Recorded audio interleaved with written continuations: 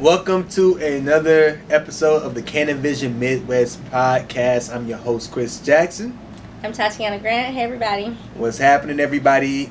We are in the beautiful downtown Detroit Foundation Hotel. Shout out to them for allowing us to use their space and being a sponsor. Gracious sponsors always. We are here. Well, she isn't here with us, but we are in the building virtually with one of our favorite people. Absolutely. Robin Schneider, how are you?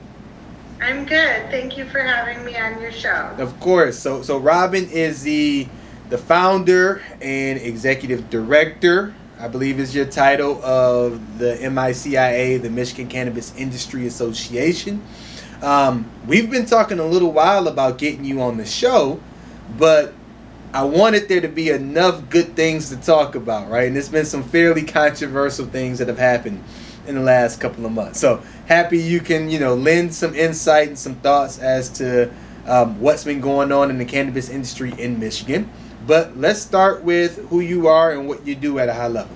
So the Michigan Cannabis Industry Association was formed in January of 2019.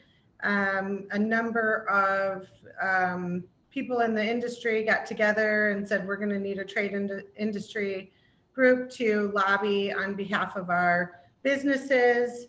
We had been in talks about launching, and then the state kind of came up with a rule that was like, if you don't have your license by such and such date, you have to close.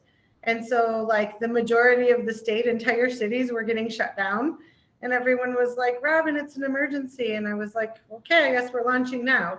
So we held a press conference, and just were like introducing that, here we are.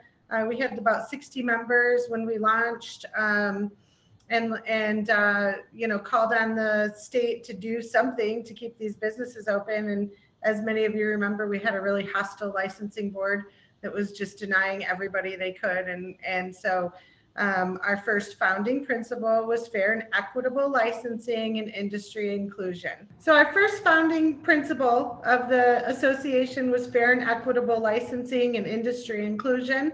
And when we held our press conference that first night, a couple hours later, the state announced that they were going to extend the time to allow those locally approved transitioning businesses to continue operating, and that's how Rule 19 was born.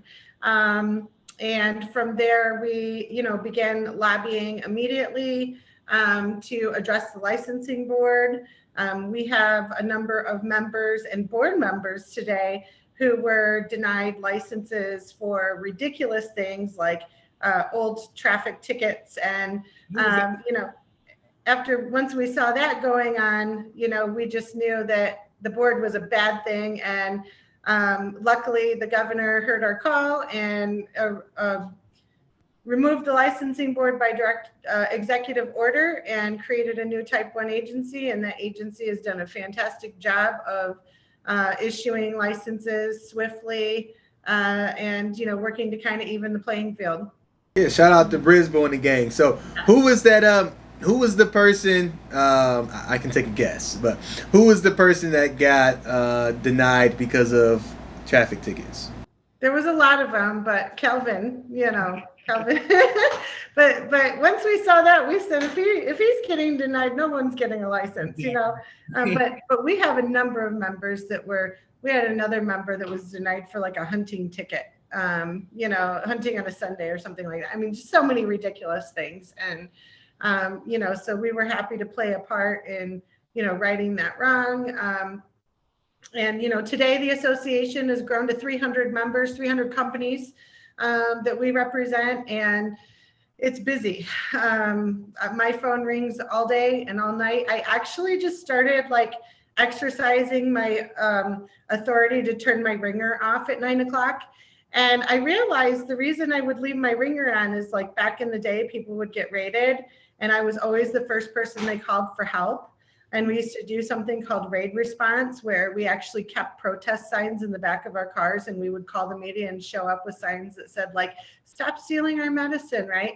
And so I realized I was still leaving my ringer on at night thinking, I've got to be on call in case, somebody needs me. And I just recently started saying, you know what, I got to sleep at night. Right. And that's some old trauma, that I'm done. I'm ready to let it go. So, yeah.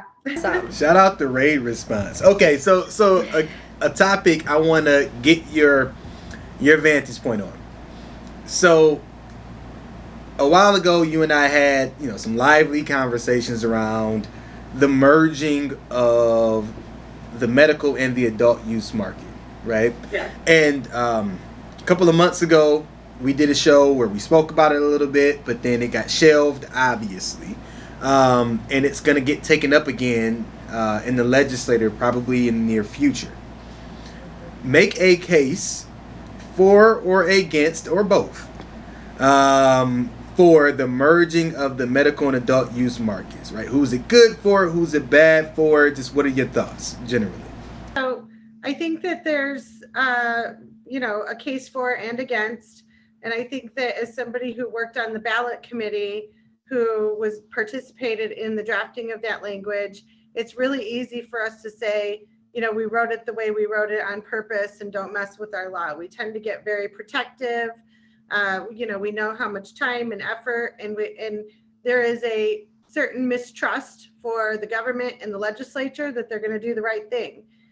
So I think that there's a school of thought there where a lot of us who are personally invested in this, who actually made it happen, we take offense to people trying to amend our ballot initiative. I think on the flip side to that, and let's be honest, we've got a really good law. When you look at other states and how restrictive they are, and firsthand how, business lobbyists always show up in the 11th hour and ask for, floor amendments, and, things can go sideways, and, who can you trust? Well, sometimes nobody, so I'm just being honest. I've seen a lot of really bad things happen. And so we were a little bit uneasy, last year coming into lame duck, like we truly believe that lame duck is the absolute worst time to, run a bill. I'm sure, many of you remember last time during lame duck when they gutted, Prop 2 and Prop 3, and there were people, we barely missed getting caught up in that ourselves. So, being that I've been so close to those situations and, seeing what has happened to other initiatives and how they've just destroyed them, I'm very uneasy about lame duck. So here we are past lame duck, knowing that, this could very likely get addressed again. It's a little bit more comfortable for us, because we're not in the threat of lame duck, and there's more time to be deliberative. I think that the benefits of it are, all of the product. So when you merge the licenses together, all of the product being grown in the facilities will be available both for the patients tax-free and for the recreational users. That is a win for the patients, because it's going to open up inventory, to those patients and give them more options. So, we are a pro-patient association, so we have to acknowledge that benefit, to the patients, that it is very real and tangible and good for them. And I think the other side is just metric, for instance. So right now you have to have somebody running your rec metric and someone running your medical metric, and switching back and forth between two different systems. Instead, it'll all be one metric system, and the patients will walk into the retail location and present their card, and they get theirs tax-free or without the excise tax. And then the rec patients you're using the same system, same product. You're going to cut down on having to do two different kinds of labels, and then like from the grow and processor side, we won't have to be doing all of these transfers back and forth of product. A lot of time is taken. Somebody grows something for medical. Now they need it on the rec side. Now they're like, oh, we transferred too much and the market has shifted and now we need it back on the medical side. And then the other thing is it'll save us money in assessment fees. So every year, instead of having to renew both your medical and your rec license, you'll only have to pay that one assessment fee. Now those assessment fees are extremely expensive. And so it'll save us some money as well. And on the other side of that, are you guys able to hear me still? Yep. Okay. On the other side of that, the assessment fees, it'll streamline our department. So instead of the department having to process a medical application and renew medical licenses and then processing rec and renewing, it'll merge those together so they only have to have one department for licensing, processing, all the same kind of applications. And so it'll streamline the department, save them money, and save us money. So I think there's a lot of benefits to it, that we have to acknowledge. I think that we also have to be very careful that the bill doesn't get hijacked. Got it. So I'm a little ignorant on this particular conversation. In other states, is it streamlined or are they kept separate? Every state is a little bit different. Some of them are merged. Some of them, like the recreational market, just ate the medical market altogether, and people just stopped getting. I mean, that's the natural progression of things. Is people just stop producing medical because the rec demand increases, and so that's like the patients lose out in that case. And so merging the acts together actually serves to, kind of protect the patients because they'll still have access to, all of that same product. So over time, we're already seeing growers are starting to drop their medical licenses and not renew them, and they're pulling rec licenses instead, and going straight rec. So when you decrease the production on the medical side, the patients get into retail, it's all rec. So, there are benefits, I think, like we've seen in other states, the patients kind of lose out sometimes. So I think it prevents that from happening here. And I do think it's forward thinking, and I think that there could be a lot of good things in there. But again, it's the devil's in the details and trust. And I don't have a lot of trust in a lot of people. I've been doing this a long time. I've been lied to a lot. So, it's hard. It's hard. Yeah. Okay. So are you willing to share? There's going to be, assuming that there's an excess of funds, right? One of the first drafts, I think, showed funds going toward law enforcement, right? Yeah, we would never support something like that. Yep. And then it, since seemingly has shifted, well, I shouldn't say that. As of right now, there isn't a category associated, but I know that you personally, if I could share, made a big push for it going towards social equity driven causes and opportunities, right? What's the likelihood, given given our government makeup, right? What's the likelihood that actually occurs, where the excess funds go toward something like social equity?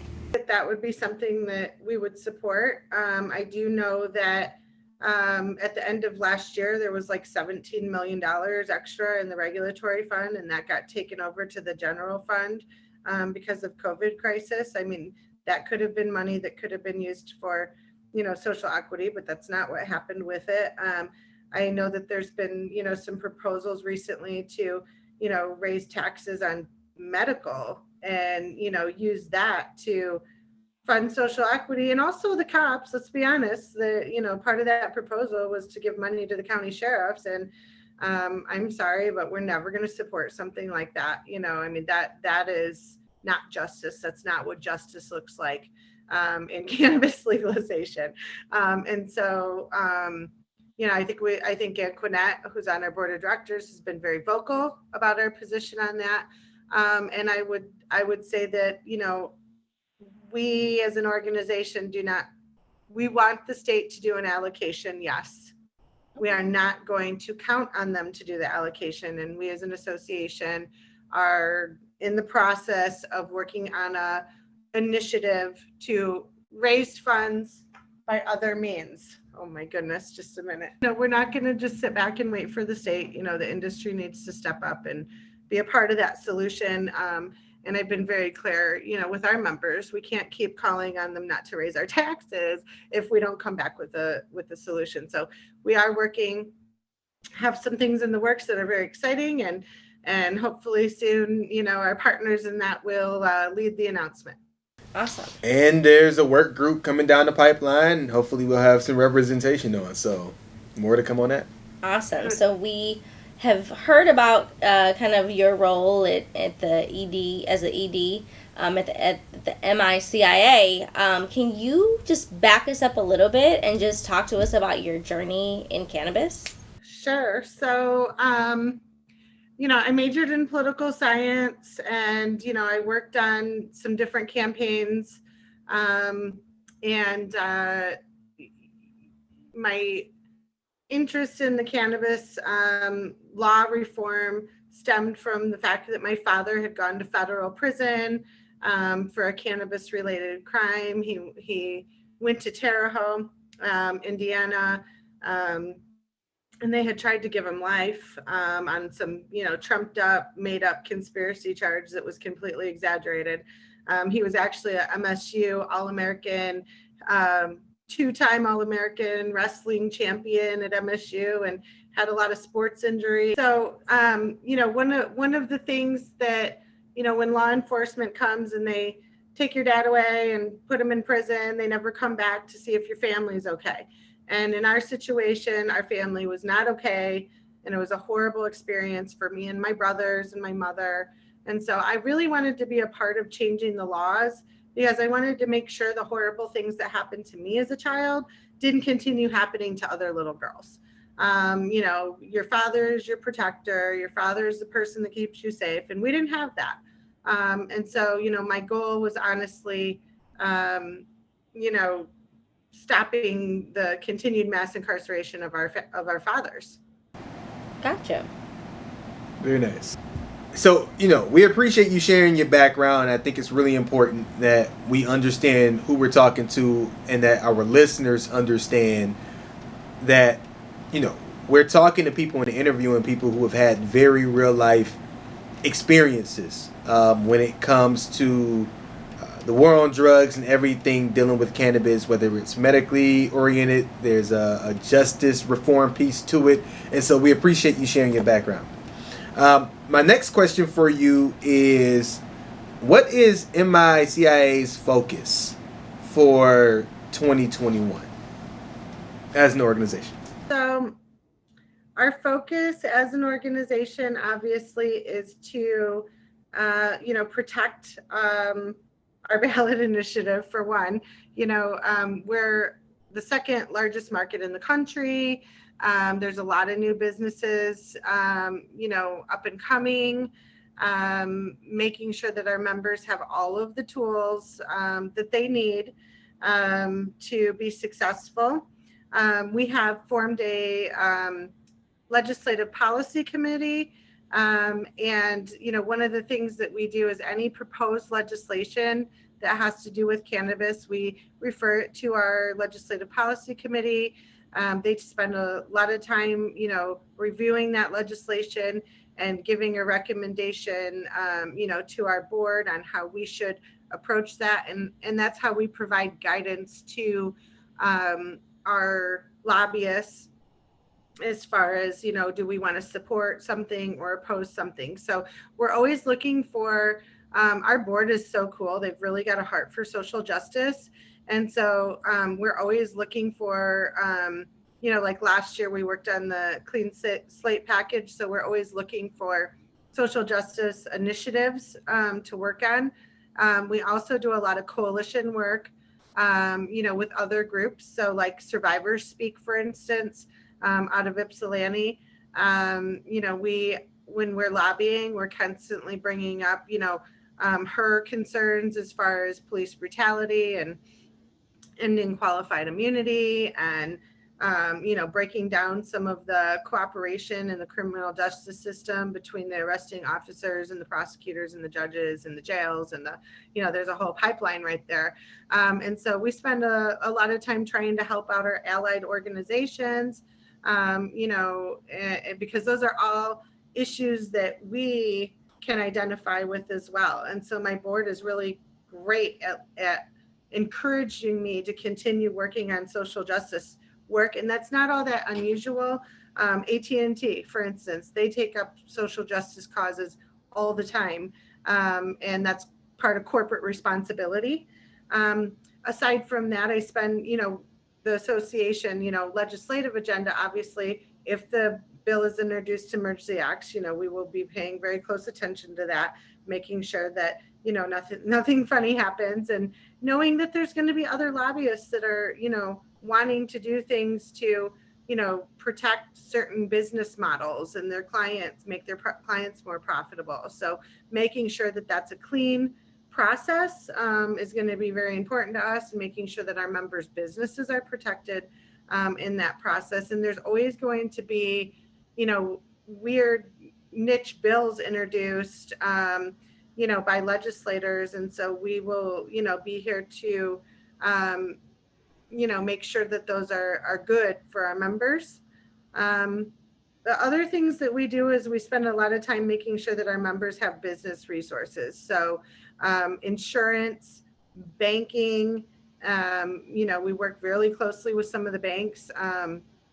In fact, some of them are starting to dabble in home loan lending for employees.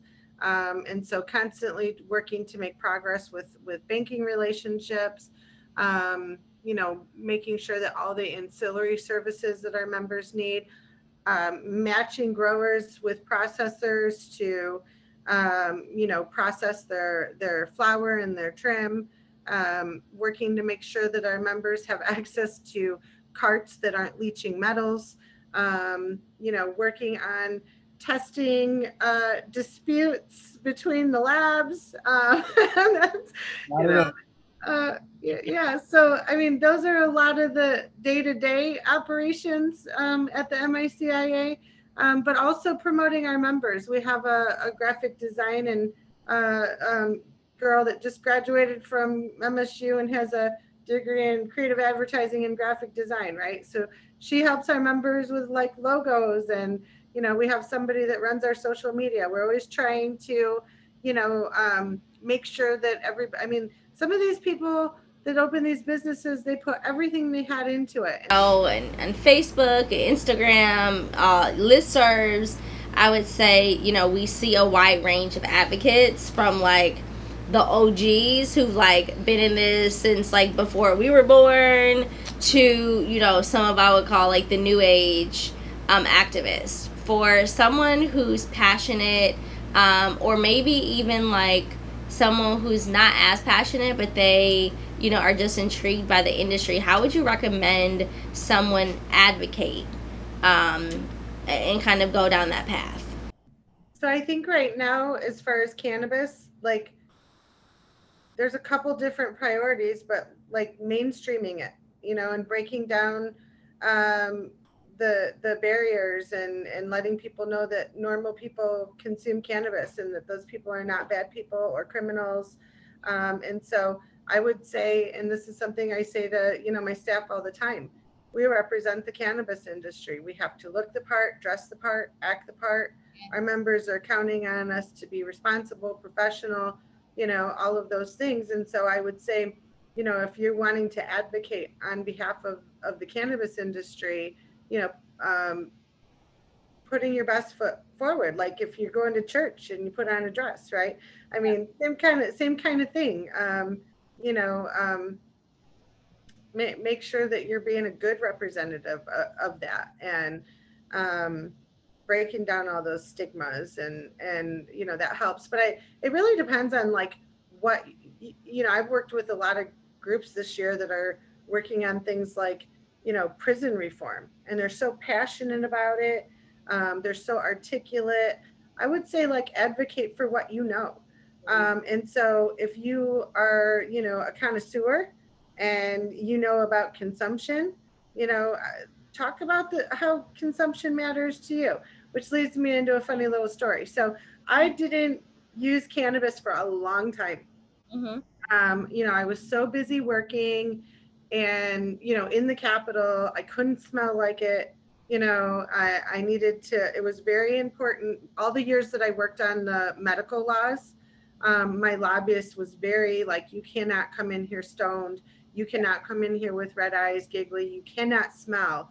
I mean, in the beginning, there were times when we actually got kicked out of like one senator's office when he found out we were there to talk about cannabis. He was like, "We're meeting's done, get out!" Right? He was so mad, and so I did not use cannabis for a long period of time, and then I started using it actually like in the last 2 years. Once it went legal, I started using it. I actually don't drink alcohol, anymore, and I completely switched over to, a little bit here and there before bedtime, helps me sleep.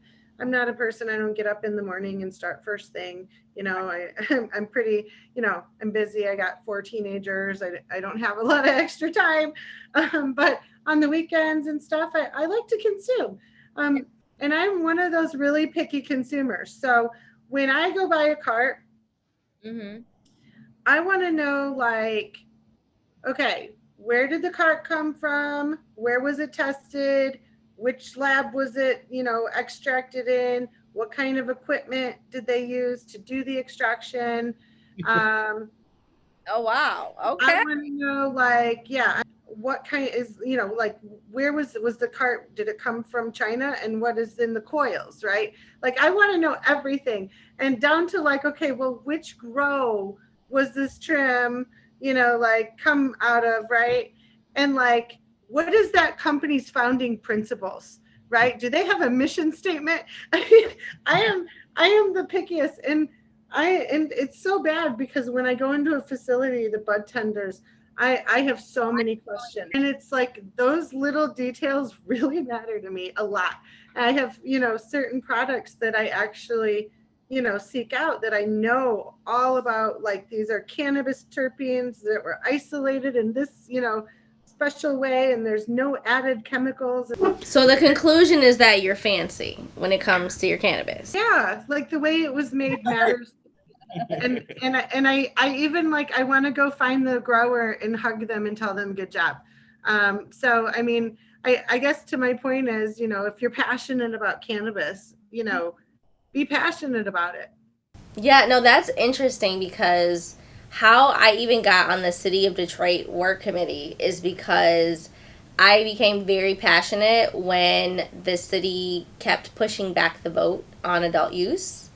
And I literally one morning got a text message from someone on city council, and they were like, "We're talking about marijuana today. You need to get down for public comment." And so I literally text messaged everyone I knew in the Detroit area that was in the industry, and I told them to get down there. And let's just say I wound up on the 7 o'clock news that night. And needless to say that, like, one of the mayor's, the people in his C-suite, they actually called me, and they were like, "I'm actually happy that you came down because, like, city council and, like, the executive team need to see people like you that are well respected outside of cannabis who are entering into the industry and are advocating for it." So I think exactly what you said, whatever your lane in your space is, to kind of own it and advocate for it. I think, all hands on deck will definitely go a long way. Mm-hmm. For sure. Knowing your lane is so important. That's something that I learned during the ballot initiative. My only job was fundraising. I had to raise $3.5 million to pull that off. I was not the spokesperson. That, like I stayed in my lane, And same thing with how our organization is set up. So I'm the executive director. Ida is our deputy director. She's the boss. Mm-hmm. She does the hiring, she does the firing, she tells everybody, what to do. That is not my role to direct the team. And the majority of my time is actually spent working directly with my members and finding out what their needs are, what they want me to, overseeing the legislative committee, running the board meetings, taking industry complaints, creating agendas, budgeting, things like that. And then our lobbyist, right? Like he is responsible for letting me know what bills have been introduced and how do you want to address this? Do you want me to go put in a card of support? Where are your, and I have to go back to the members and say, where do we stand on this? Yeah. And so, but that is his lane, and I don't step on his toes, right? He's the guy for that. We have a wonderful attorney, Michael Patwell. That's a really good point that you just made about everyone knowing their lane. More importantly, understanding your lane in a way in which you can be effective, right? So you have a long list of things you've already accomplished in the industry. More than many can say for a lifetime, probably, right? But we like to explore what legacy do you ultimately want to leave, whether it's you retire at some point, and or At some point. So what legacy would be one that you would want to leave? That I was a good mom. I love it. Yes. That's number one. Okay.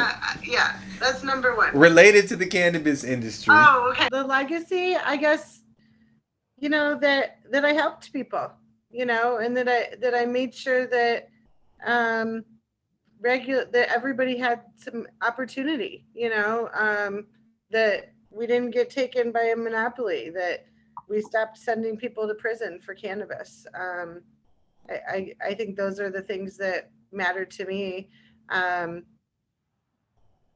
had some people that have worked for me that have stepped into the industry.